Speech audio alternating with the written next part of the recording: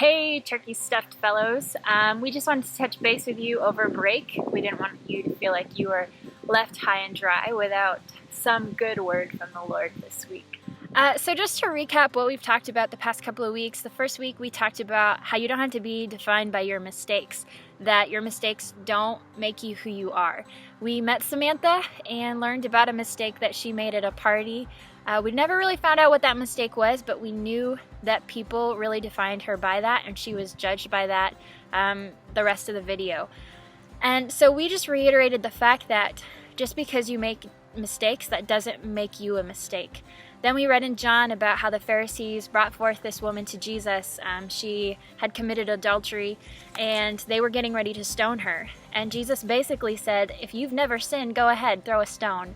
And you see, one by one, the Pharisees walked away because they realized that they were sinners just as much as this woman they brought before Jesus.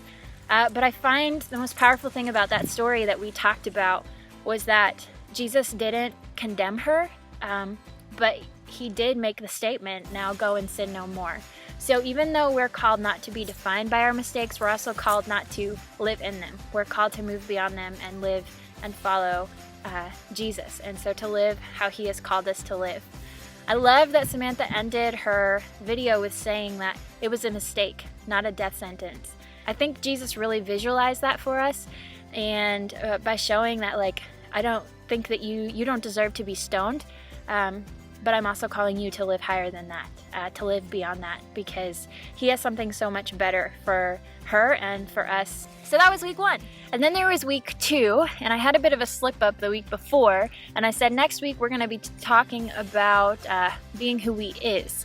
So our hashtag for the semester is hashtag be who you is. So if you've been seeing that, that's what that's about. But our second week we talked about that. We talked about not being who people want you to be, rather being who God has made you to be.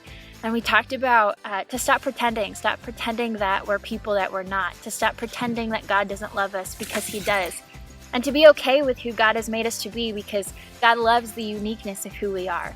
I think that we have had an awesome couple of weeks. It's a little windy here in Michigan. I mean, you bring out the band. The band is fantastic. Our youth are getting excited. We've had snacks. And just a lot of awesome things I believe are in store for us the rest of the semester and the rest of the year. 2 things to keep in mind for next week, some things to think about over this week, okay? The first is this: are you expecting God to be who he says he is, or are you just hoping he is who he says he is? And the second is, are you known by what you are for, or are you known by what you are against? These are 2 things that God has just been challenging me with the past couple of weeks. I want you to think about those things so when I ask you questions on Tuesday, you will be ready, and I will become wiser by you sharing with me what you know. So come on Tuesday, be expectant, be excited, get ready to engage, and remember, be who you is, don't be who you ain't, because if you ain't who you is who you ain't. Have a great rest of the week, and we will see you all on Tuesday. Be there or be square, or circle, triangle, whatever you choose.